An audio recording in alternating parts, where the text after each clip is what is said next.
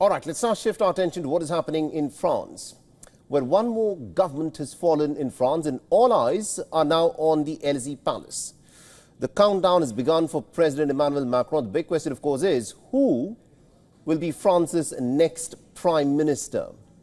Now, earlier in the day, Emmanuel Macron accepted the resignation of Prime Minister François Bayrou, and according to reports, the French President is mulling to name his replacement this week itself. But beyond the task of choosing the next government, there's also a bigger crisis that is lurking for the French President. It'll be his fifth prime ministerial appointment in the span of the last 2 years. Now, Macron is 3 years into his second term. Since his re-election, he's seen the departure of 4 prime ministers so far. The longest serving was Elizabeth Borne. She remained the prime minister for 1.5 years.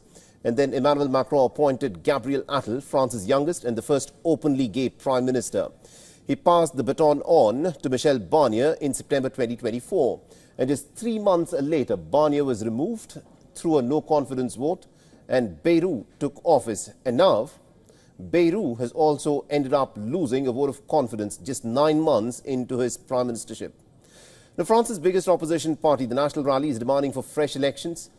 The party's biggest face, Marine Le Pen, is barred from contesting elections, but despite that, she's calling for Macron's resignation and for the dissolution of the parliament. The latest poll data has shed light on the resurgence of the National Rally. The party stands on top with 32% support, and second comes the four-party Left-Green Alliance. It emerged in response to the rising popularity of the National Rally, and then in the third place comes Macron's ruling alliance with about 15% support. Now, Macron's own approval ratings have also remained in the trenches, with 76% of the people disapproving of his performance as president, and only 23% of the people saying that they are happy with him. Now, one government after another is departing before Macron's eyes. He's in the midst of a political crisis that is partly of his own making. His move to call for snap elections last year has dragged France deeper into political instability, and now Macron is left with no good choice. On the one hand, there is political instability. On the other, he is on the brink of a loss on the electoral front.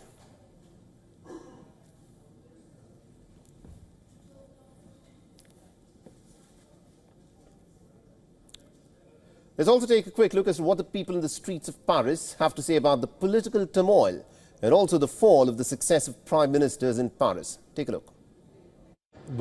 It's no surprise, because given the results of the last elections and the composition of the National Assembly, there's no majority. It's complicated to put together a government with that. I simply find it pathetic. It's sad. I think we have other battles to fight right now regarding international affairs and current issues. So we need to move on from dégagisme, clearing out, and simply consider working together. I have no idea. If I had a crystal ball, I would know. I don't know what they're going to do. It's easy to criticize, but it's better to act. At some point, you have to hold positions. You may like them or not. You may have biases, but I think that's what France needs, to stop changing tracks. And I also spoke with our correspondent Ross Cullen, who joined me live from Paris. Listen to what he had to say.